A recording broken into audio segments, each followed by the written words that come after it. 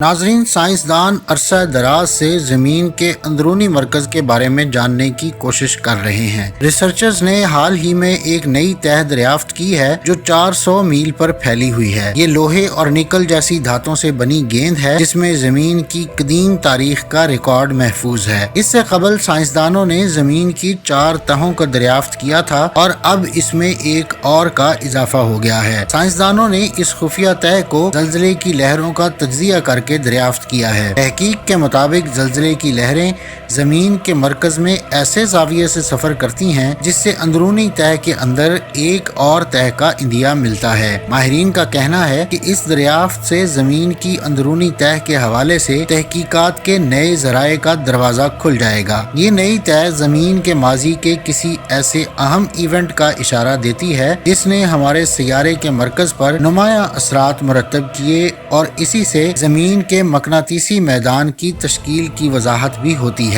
जमीन को सूरज की नुकसानदेह शुआओं से तहफ़्फ़ुज़ फराहम करने और पानी को खला में जाने से रोकने के हवाले से मकनातीसी मैदान का किरदार बहुत अहम है। माहिरीन तवील अरसे से ये मालूम करने की कोशिश कर रहे थे कि जमीन की अंदरूनी तह में लोहे और निकल के अलावा और कौन कौन से एलिमेंट्स शामिल हैं, लेकिन अब जमीन की अंदरूनी तह में पाए जाने वाले इंतहाई गर्म दर्जा हरारत और दबाव को मसनूई तरीके से बनाकर साइंसदान इस नतीजे पर पहुंचे हैं कि ये मादा दरअसल सिलिकॉन है। इस दरियाफ्त से जमीन और इसकी तख्लीक के अमल को समझने में मदद मिल सकती है। सिलिकॉन दरअसल वो अहम मादा है जो कि जमीन की अंदरूनी तह का तकरीबन 5% है। लोहे और निकल के मुरक्कब में भी ये सिलिकॉन पाया जाता है। जमीन की अंदरूनी तरीन तह एक ठोस गेंद की मानिंद है और इसका रेडियस तकरीबन 1200 किलोमीटर है। इतनी गहराई में होने की वजह से साइंसदान इस तह की बराह रास्त तहकीक तो नहीं कर सकते, लेकिन वो इसकी तह से गुजरने वाले ज़लज़ले की लहरों की मदद से समझने की कोशिश जरूर कर सकते हैं। हाल ही में की गई एक तहकीक में रिसर्चर्स ने ये मालूम किया है जमीन की ठोस अंदरूनी हिस्से का साइज प्लूटो के बराबर है और ये लोहे का एक गर्म गोला है।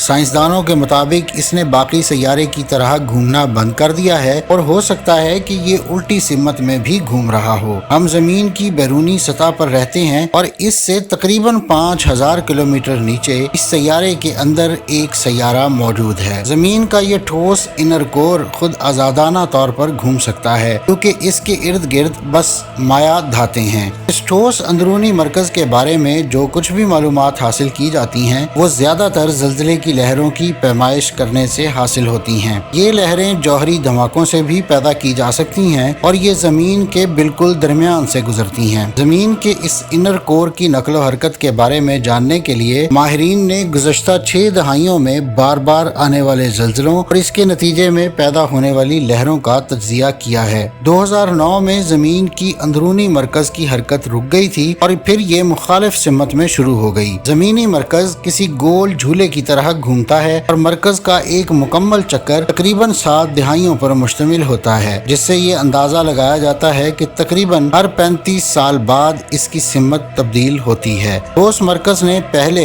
1970 की दिहाई के अवाइल में सिमत तब्दील की थी और इसका अगला चक्कर 2040 की दिहाई के वस्त में शुरू होने का इम्कान है। रिसर्चर्स के मुताबिक ये गर्दश जमीन पर दिन की लंबाई से जुड़ी हुई है। जमीन को अपने महवर पर घूमने में जो वक्त लगता है इसमें छोटे तगय्युरात से भी तब्दीली पैदा होती है। ताहम इस हवाले से अभी मजीद रिसर्च की जरूरत है। मौजूदा तहकीक से इस बात की निशानदही नहीं की जा सकती कि जमीन का इनर कोर क्या करता है और इसका जमीन की सतह पर रहने वालों पर क्या असर पड़ता है। रिसर्चर्स का कहना है कि जमीन की अंदरूनी तहों से लेकर बैरूनी सतह तक तमाम परतों का आपस में गहरा रब्त है। जमीन की सतह जिसे क्रस्ट कहा जाता है दरअसल निहायत बारीक है। ये सतह सिर्फ 70 किलोमीटर गहरी है, जबकि जमीन का इनर कोर लोहे और निकल का बना हुआ है, जबकि आउटर कोर लोहे और निकल की माया शक्ल में है। इसमें बैरूनी मरकज और जमीन की बैरूनी सतह के दरमियान का फासला तकरीबन 2900 किलोमीटर है। जमीन का ठोस मरकज मजमूई तौर पर तकरीबन 2600 किलोमीटर, जबकि आउटर कोर 22.500 किलोमीटर है। जमीन के मरकज में लोहे की मौजूदगी और फिर जमीन की अपने महवर पर हरकत की वजह से जमीन अपने इर्द गिर्द एक मैग्नेटिक फील्ड बनाती है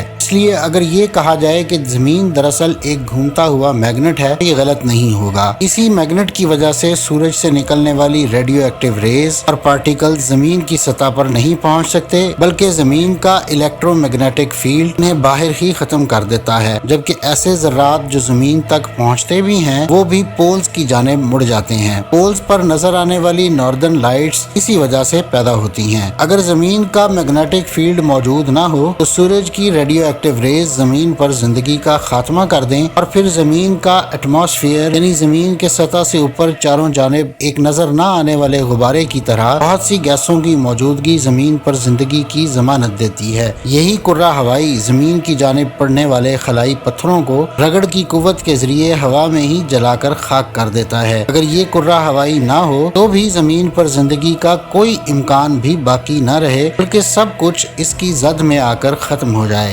नाज़रीन, ये थी आज की वीडियो। अगली वीडियो तक के लिए मुझे इजाजत दीजिए। अल्लाह हाफिज।